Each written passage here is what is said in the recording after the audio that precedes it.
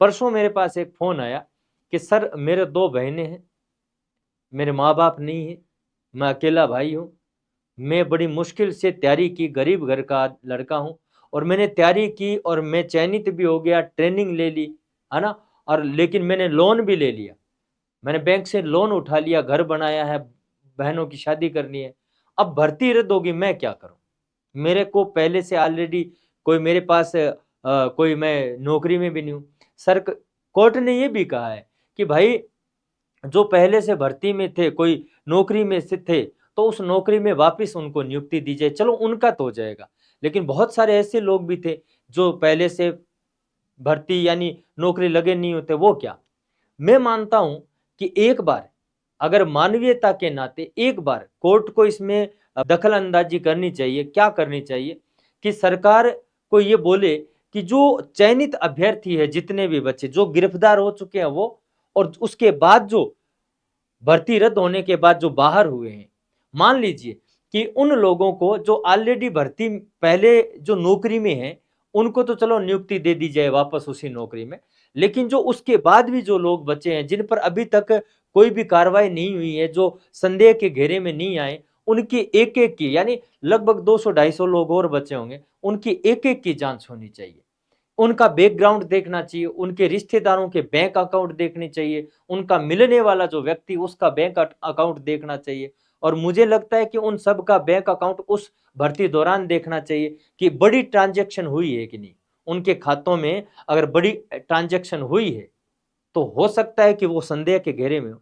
अगर मान लो कि यार एक साधारण परिवार से ग्राम में रहने वाला, गांव में रहने वाला बच्चा है, नौकरी लगा है अपनी मेहनत के बल पे, और उसके खाने के लाले पड़ रहे हैं।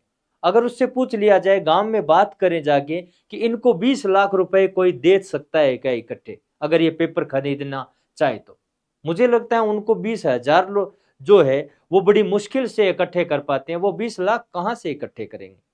अगर इस प्रकार की जांच हो जाए तो मुझे लगता है कि बहुत सारे लोग जो हैं, जो बहुत सारों लोगों के साथ जो है ये अ, अन्याय नहीं हो पाएगा।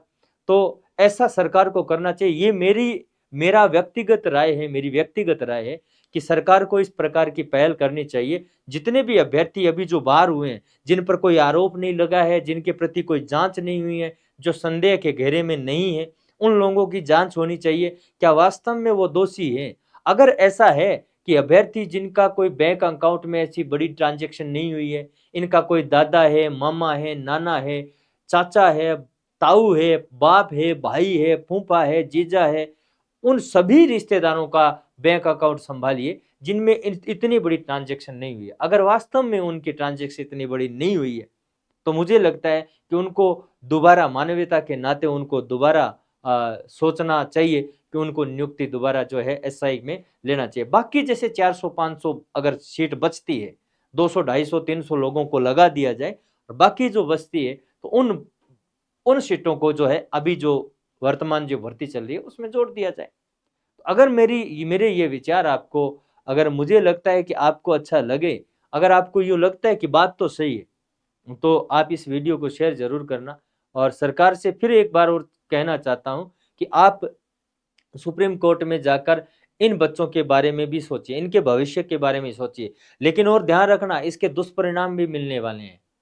इसके दुष्परिणाम ऐसे मिलेंगे, अभी तो कुछ नहीं हुआ है, महीने 2 महीने बाद में इसके दुष्परिणाम भी मिलने शुरू हो जाएंगे। मुझे लगता है कि वो जो लोग जो 4-5 साल पढ़ाई छोड़ चुके हैं, वो प्रेशर में आ जाएंगे। हो सकता है कि सुसाइड वाला भी मैटर आने लग जाए, है ना? तो मुझे लगता है कि अगर इस प्रकार की घटनाएं न हो तो सरकार को एक बार और सोचना चाहिए। बाकी सरकार का काम है, हमारा तो इतना ही है कि हम विचार रख सकते हैं। धन्यवाद।